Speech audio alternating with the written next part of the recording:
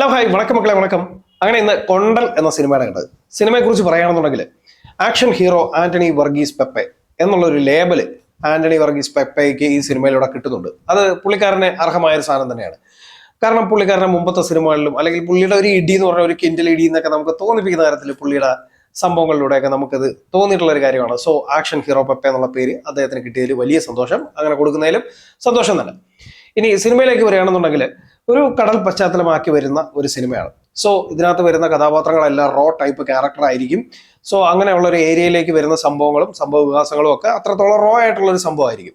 ഇനി സിനിമയുടെ കഥയിലേക്ക് വരികയാണെന്നുണ്ടെങ്കിൽ ഒരു ഡോട്ട്സ് ഇട്ട് വെക്കുന്ന മെയിൻ ക്യാരക്ടർ, അയാൾക്ക് എന്തൊക്കെയോ ചില കാര്യങ്ങൾ ഉണ്ട് എന്നുള്ളത് നമുക്ക് തുടക്കം തൊട്ടേ കുറച്ച് ഡോട്ട്സ് ഇട്ട് വെക്കുന്നുണ്ട്. സോ ഈ ക്യാരക്ടറിന്റെ ചില കാര്യങ്ങളും സംഭവങ്ങളും ഒക്കെ കാരണം ഒരു കോൺഫ്ലിക്റ്റിലേക്ക് ഈ പുള്ളിക്കാരെ എത്തിച്ചേരുകയും അവിടെ നിന്ന് ഉണ്ടാകുന്ന ചില സംഭവ വികാസങ്ങൾ ടോട്ടലി കടലിലേക്കാണ് എത്തിച്ചേരുന്നത്. സോ കൂടെ എത്തുന്ന കഥാപാത്രങ്ങളായിട്ട് വരുന്നത് നന്ദു, ഷബീർ കളരിക്കൽ, മണികണ്ഠൻ ആചാരി, രാജ് ബി ഷെട്ടി, ഗൗതമി നായർ തുടങ്ങിയവരൊക്കെയാണ്. അപ്പോൾ ഇവരുടെ ഈ കഥാപാത്രങ്ങൾക്കിടയിലൂടെയുള്ള കോൺഫ്ലിക്റ്റുകൾ എന്താണെന്നുള്ളത് തുടക്കം തൊട്ടേ നമുക്ക് ഇങ്ങനെ പലയിടങ്ങളിലായിട്ട് ഇങ്ങനെ മാറ്റി മാറ്റി മാറ്റി മാറ്റി മാറ്റി ഇട്ട് കൊണ്ടുപോകുന്നുണ്ട്. അപ്പോൾ ആ തുടക്കം, അതായത് ഫസ്റ്റ് ഹാഫിന്റെ ഒരു ഏരിയ എന്ന് പറയുന്നത് ഈ നെക്സ്റ്റില് എന്തൊക്കെയോ വരാനുള്ള ചില സാധനങ്ങൾ ഉണ്ട് എന്നുള്ളത് ഇങ്ങനെ എടുത്ത് കണക്ട് ചെയ്ത് വെക്കുന്നുണ്ട്. എന്തോ വരാനുണ്ട് എന്ന് തോന്നിപ്പിക്കുന്ന തരത്തിലേക്ക് കൊണ്ടുവരും. അപ്പൊ തുടക്കത്തെ ഫൈറ്റും കാര്യങ്ങളും കുറെ സംഭവങ്ങളും ഒക്കെ നൈസായിട്ട് സെറ്റ് ചെയ്തിട്ടുണ്ട്. ആ ഫൈറ്റ് ഒക്കെ അടിപൊളിയാണ്. ആക്ഷൻ സൂപ്പർ, എടുത്തു പറയേണ്ട ഒരു കാര്യം തന്നെയാണ്. അത് പപ്പയെ കൊണ്ട് ചെയ്യിപ്പിക്കുമ്പോഴത്തേക്ക് അതിന് കിട്ടുന്ന ഒരു ഫീലും ഭയങ്കര രസമാണ്. അത് നന്നായിട്ട് എൻജോയ് ചെയ്യാൻ പറ്റി. പക്ഷേ ഈ കഥയുടെ ഒരു ഗ്രോത്ത് എന്ന് പറയുന്നത് ചെറുതായിട്ടൊന്ന് കയറും, അപ്പൊ തന്നെ താഴോട്ട് പോകും. പിന്നെ ഈ ഡോട്ട്സ് ആണ്, ഈ ഡോട്ട്സിനെ എല്ലാം കൂടെ അവസാനം കണക്ട് ചെയ്യണം എന്നുള്ളൊരു രീതിയിൽ കൊണ്ടുപോയിരിക്കുന്ന ഒരു സ്ക്രിപ്റ്റ് ലൈനാണ്. സോ സെക്കൻഡ് ഹാഫിലേക്ക് വരുമ്പോഴത്തേക്ക് നമുക്ക് ടോട്ടലി കഥയുടെ മെയിൻ പ്ലോട്ട് റിവീലായി. ഈ റിവീലായി കഴിഞ്ഞതിന് ശേഷം പിന്നീട് കഥയ്ക്ക് ഒരു വലിവാണ്. വലിവെന്ന് പറഞ്ഞു കഴിഞ്ഞാൽ നല്ല റബ്ബർ പാലിട്ട് വലിച്ചു കഴിഞ്ഞാൽ എങ്ങനെ ഇരിക്കും? ആ റബ്ബർ ഷീറ്റ് വലിച്ചു കയറ്റി ഇങ്ങനെ കൊണ്ടുവരുമ്പോൾ ഒരു സൈഡിൽ നിന്ന് ഇങ്ങനെ വലിഞ്ഞു പോകും, മറ്റേ സൈഡിൽ നിന്ന് ഇങ്ങനെ താന്നു പോകും, പിന്നെ വീണ്ടും പിടിച്ച് വലിച്ച് ഇങ്ങനെ നീട്ടി വെച്ചിട്ട് ഒറ്റ എടുക്കുമ്പോൾ തെറിച്ചങ്ങ് പോകും. അതേ ഉള്ളൂ. ശരിക്കും പറഞ്ഞാൽ അതാണ് അവസ്ഥ. ടോട്ടലി കൺഫ്യൂസ്ഡ് ആയി പോയിട്ടുള്ള ഒരു തിരക്കഥ. ഇതിനകത്തിപ്പോൾ 4 ഫൈറ്റ് സീക്വൻസോ 5 ഫൈറ്റ് സീക്വൻസോ കൊണ്ടുവന്ന് വെച്ചാൽ മാത്രം ഓഡിയൻസിന് അത് ഭയങ്കരമായിട്ട് സൂഹിക്കണമെന്നില്ല. ശരിക്കും പറഞ്ഞാൽ ഒരു 2 മണിക്കൂറിൽ തീർക്കാവുന്ന ഒരു ചെറിയൊരു സംഭവത്തിനെ വലിച്ചു നീട്ടി കടിച്ചു പറിച്ചു വെച്ച ഒരു അവസ്ഥയാണ്. അതിനകത്ത് വരുന്ന മെയിൻ വില്ലനായിട്ട് വരുന്നത് നമ്മുടെ ഷബീർ കളരിക്കൽ, പുള്ളിക്കാരൻ മറ്റേ കണ്ണംഭായ് ഇത്തവണയും കണ്ണനടി മേടിച്ച് കൂട്ടുന്ന സീനുകളാണ് വളരെ കൂടുതൽ. കണ്ണനടി നല്ല രീതിക്ക് പുള്ളിക്ക് കിട്ടുന്നുണ്ട്. പുള്ളിക്ക് എന്തോ അത് ഭയങ്കര ഹോബിയാണെന്ന് തോന്നുന്നു. പുള്ളി നന്നായിട്ട് കഥാപാത്രത്തിനെയൊക്കെ നൈസായിട്ട് പ്രസന്റ് ചെയ്ത് വെച്ചിട്ടുണ്ട്. തമിഴനായിട്ടുള്ള ഒരു ക്യാരക്ടറാണ്, പുള്ളി അത് നൈസായിട്ട് ചെയ്തിട്ടുണ്ട്. പിന്നെ വരുന്നത് പുള്ളിയുടെ കൂടെ വരുന്നത് അർജുൻ രാജഗോപാലാണ്. പുള്ളിയുടെ ക്യാരക്ടറിനോട് നമുക്ക് ഭയങ്കര വെറുപ്പും ദേഷ്യം തോന്നും. കാരണം എന്ന് വെച്ച് കഴിഞ്ഞാൽ ഈ നമ്മളൊക്കെ ഓപ്പോസിറ്റ് കാണുന്ന ചില ചൊറിയന്മാരുണ്ടല്ലോ, ആ ടൈപ്പ് ഒരു ക്യാരക്ടറാണ്. നമ്മൾ നോക്കിക്കഴിഞ്ഞാൽ എന്താ എന്ത് നിനക്ക് വേണോ, ഇടി വേണോ എന്ന് ചോദിച്ചിട്ട് ഇങ്ങനെ വരുന്ന ചില ചൊറിയൻ ടീമുകളുണ്ടല്ലോ, അമ്മാതിരിയുള്ള ഒരു ക്യാരക്ടറാണ്. അതിനെ പുള്ളിക്കാരൻ ഗംഭീരമായിട്ട് പ്രസന്റ് ചെയ്ത് വെച്ചിട്ടുണ്ട്. പുള്ളി ആ ഒരു മീറ്റർ പിടിച്ച് തന്നെ അഭിനയിച്ചിട്ടുണ്ട്.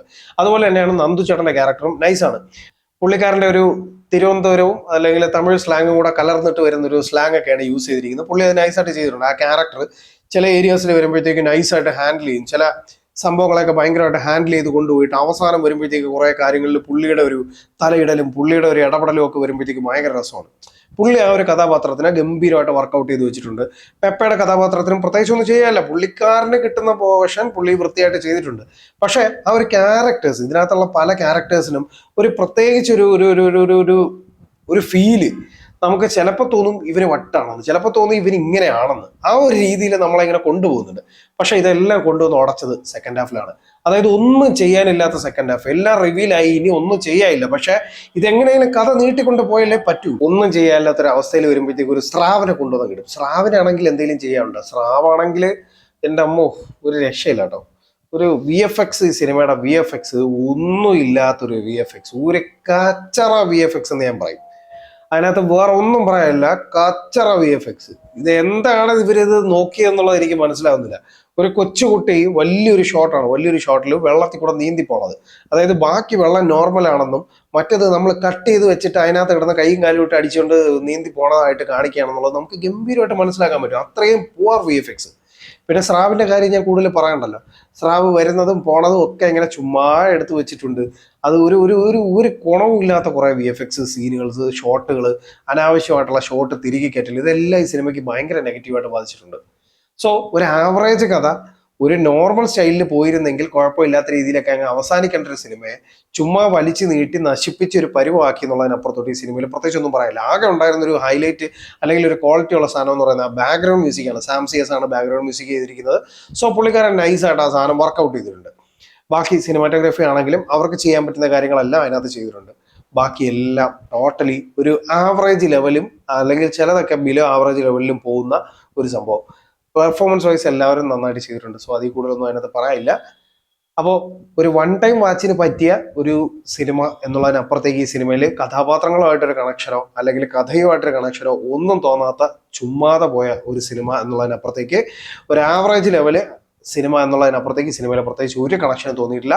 സോ അഭിപ്രായങ്ങൾ വ്യക്തിപരമാണ്. സിനിമ തിയേറ്ററിൽ തന്നെ കണ്ട് വിലയിരുത്തുക. ഇൻഷോർട്ട് മല്ലി ഈ സിനിമയ്ക്ക് കൊടുക്കുന്ന റേറ്റിംഗ് 2.5 ഔട്ട് ഓഫ് 5 ആണ്. നമ്മുടെ ചാനലിൽ വരുന്ന വീഡിയോസ് ഒക്കെ ഇഷ്ടപ്പെടുകയാണെന്നുണ്ടെങ്കിൽ ചാനൽ സബ്സ്ക്രൈബ് ചെയ്യാൻ മറക്കരുത്. അതുപോലെ തന്നെ നിങ്ങൾക്ക് ഇഷ്ടപ്പെട്ട വീഡിയോസ് ഒക്കെ മറ്റുള്ളവർക്ക് ഷെയർ ചെയ്ത് കൊടുക്കാനും മറക്കരുത്. കൂടാതെ അഭിപ്രായങ്ങൾ കമന്റ് ചെയ്യുക. അപ്പോൾ കൂടുതൽ വീഡിയോസായിട്ട് വീണ്ടും വരാം. അതുവരേക്കും